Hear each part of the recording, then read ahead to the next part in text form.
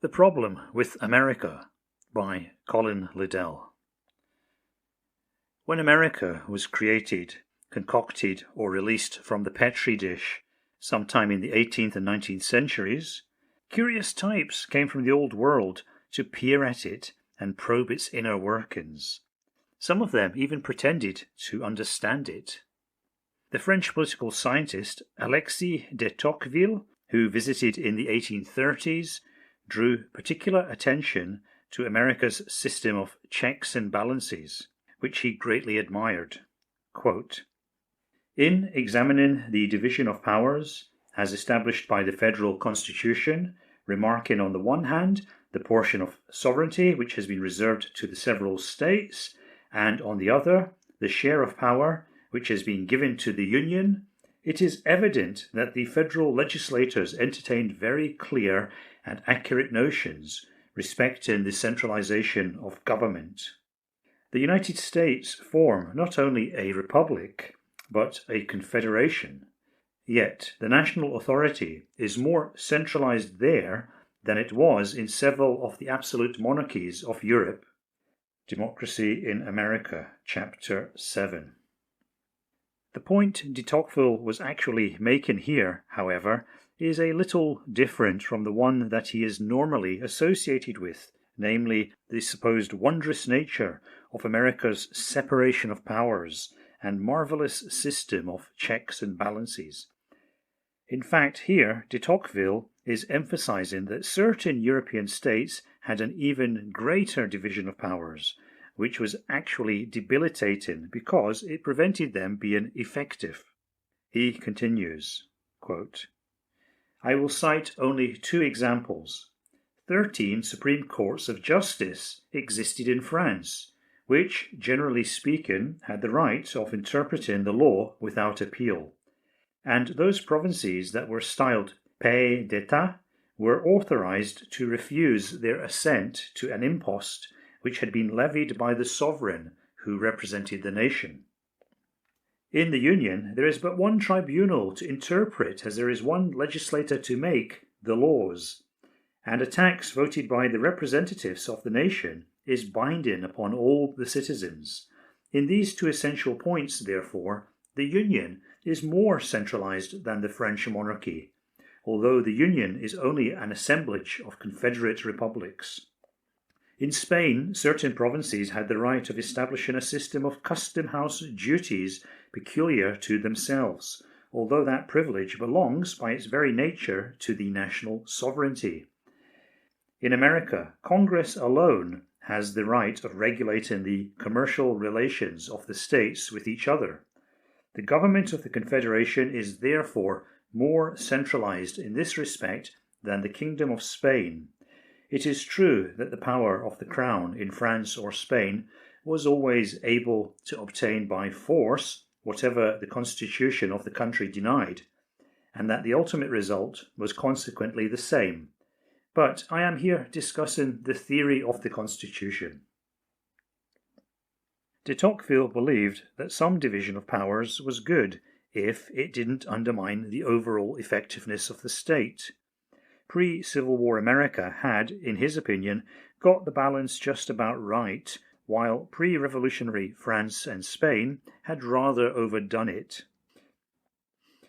The English novelist Charles Dickens, who visited the American experiment in the 1840s, was less interested in the mechanisms of American politics, but more struck by the sheer cant and hypocrisy generated by its political culture. Quote, "I saw in them the wheels that move the meanest perversion of virtuous political machinery that the worst tools ever wrought. Despicable trickery at elections, underhanded tamperings with public officers, cowardly attacks upon opponents with scurrilous newspapers for shields and hired pens for daggers, shameful trucklings to mercenary knaves whose claim to be considered is that every day and week they sow new crops of ruin with their venal types, which are the dragon's teeth of yore in everything but sharpness, aidings and abettings of every bad inclination in the popular mind, and artful suppressions of all its good influences, Such things as these, and in a word, dishonest faction, in its most depraved and most unblushing form, stared out from every corner of the crowded hall. American Notes, page 83. These two views of America are interesting, but they are rather like the proverbial blind men describing the elephant by touching different parts of its anatomy. They are not wrong, but they are not holistic, and you can't really understand something without understanding its entirety. However, the attempt to do just that can also lead to dangerous levels of abstraction and a loss of focus. This brings us to the real problem with America, i.e., its scale. This has always been the problem for Europeans trying to get a grip on it, and I'm sure it causes plenty of problems for the locals too. But America's unwieldy size isn't the only problem. There's something else as well, something a lot more slippery. I can only describe this as a sense of the ahistorical. America is not the end of history, as Francis Fukuyama tried to postulate back in the days of total US hegemony. Instead, it is more like the abnegation or denial of history, or more precisely, of historical processes. In fact, it never really got started as a true historical entity. This is why it disturbed the Frankfurt School theorists so much when they ended up in its bowels as comfortable refugees from the relatively easy-to-understand historical processes of Europe. For philosophers like Hegel and Marx, history was a dialectic in which one entity clashed with another, pushing the historical process along while creating higher and higher forms until you reached some sort of perfection. Other philosophers like Spengler and Evola saw this in more cyclical terms, with greater emphasis on the intrinsic body clock of particular civilizations or societies. But the key point is that in the old world, civilizations, societies, and political entities clashed and acted on each other in deeply profound ways, while also having the potential for internal development and collapse. This is the essence of history, namely external conflict or rivalry, along with a coherent internal process of development or decline. This creates tight feedback loops that reward improvements in human virtue, discipline, and ingenuity, and which punish luxury, a loss of discipline, ill thought out over-expansion, and other forms of decadence. However, these are patterns very much rooted in the Old World. While almost every other element of Old World civilization, from horse riding and musketry to Christianity and cannonballs, managed to cross the water, these mechanisms of history were largely lost on the way over. On the Eurasian plain, an empire that grew even a little corrupt and inefficient would soon find hungry and ambitious rivals to supplant it. The civilizational or political ecosystem thus had the means with which to cut out the dead wood and rejuvenate itself, leading to a bumpy rise in civilizational level. On the North American continent, however, this became a lot less true. The potential for corruption, weakness, inefficiency, and unchecked civilizational decline thereby greatly increased. The process of history itself, transplanted to the North American continent, went through the process that the French 18th century naturalist Georges Louis Leclerc believed made the New World's fauna smaller, weaker, and less impressive than those of the Old World. Because the more important mechanisms of renewal could not come from abroad due to the vast oceans that isolated it, which Britain defended, America tried to find them within itself. This is what the 1861-65 Civil War was mainly about.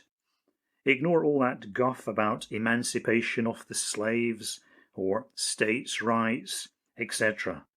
In a meta-historical perspective, this was simply the American entity trying to find enough healthy division within itself to generate a historical fault line, so as to undergo historical renewal. If it hadn't been slaves, it would have been something else, possibly a Lilliputian dispute over which end of the egg to eat from. Alas, that partly noble attempt to create true historical conditions failed. An America made up of 3 or 4 virile competitor states would have constantly renewed and invigorated itself in a distinctly European way, both through external rivalries and a more coherent process of internal development. But rather than expressing themselves in patterns of invigorating division, the many differences in the American entity instead coagulated to play a more stifling role. The Civil War, in its heroism and stimulus to the American soul, showed all too briefly how things could have been. The difference essentially between Stonewall Jackson and the banality of corporate America. In an historicized America that could have potentially arisen from the victory of the South, different human types from those that came to dominate America would have risen to the fore. Different virtues and values, too, would have been selected for. Instead, we got the America we all know and can't help but detest. But what about the heroism of the 20th century and the American Empire? Isn't there greatness and history in that? Superficially, yes, but America's involvement in the war differed radically from that of the other participants. While its rivals or enemies, Britain, Germany, Japan, China, the Soviet Union, poured out their blood and ripped out each other's guts, Russia versus Germany, Japan versus China, etc., America phoned in its war to a surprising degree. Lend-Lease, high-level bombers, carrier-led navies, and a war economy profited off the rest of the world, strangling foes and succoring temporary friends. However, truly historical interactions between America and the outside world were relatively muted or diluted, and therefore limited in the degree to which they could radically transform or ennoble American society itself. Its rise to power also saw its rise in vulgarity and unpunished decadence. But worse than that, this global phase also managed to lock the wider world historical process into a sterile, stagnant, and even necrotic state from which we are only just recently seeing signs of emergence. In effect, from 1945 onward, America has been imposing its own ahistoricism on the world.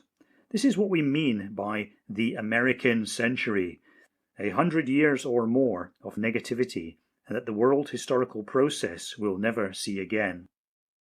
But what about America's internal processes? Does that too present a bleak picture? Without real rivals strong enough and near enough to knead it into shape, the only hope for America is some sort of dynamic of internal development, i.e., a healthy internal political process. America, with its worship of a false and fetishistic form of democracy, has always had this conceit, a belief that it could somehow politically work things out in ways that other nations simply couldn't.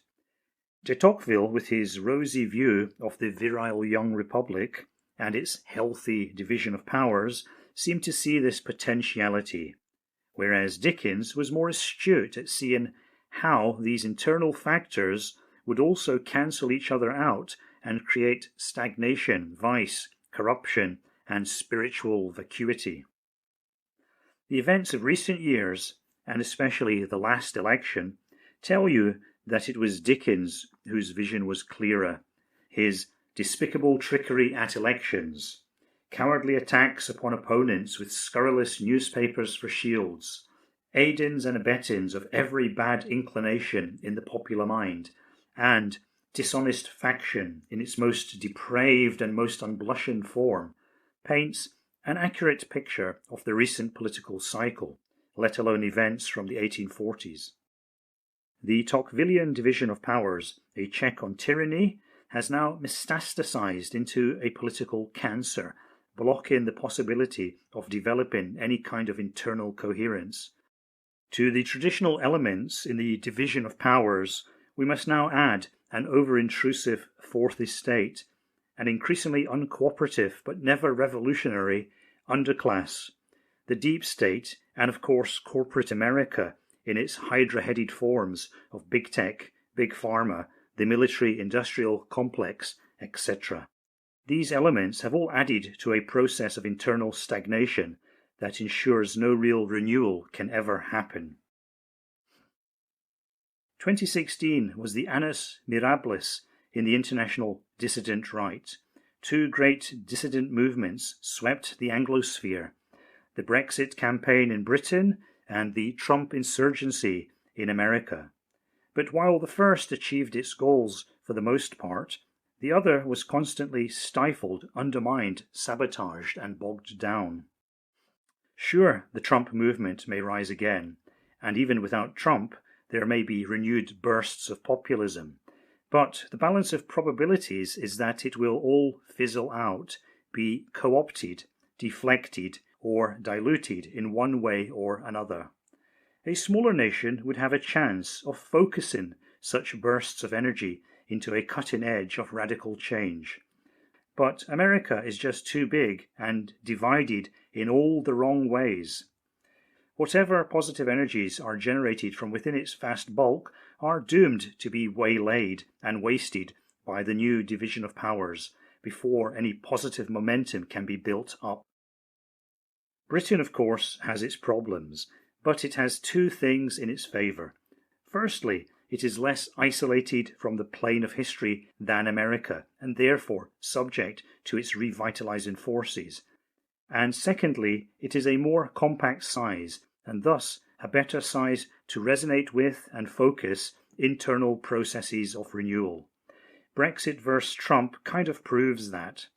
If the moment of renaissance comes, it has more chance of rising to that challenge than its bloated and gargantuan offspring.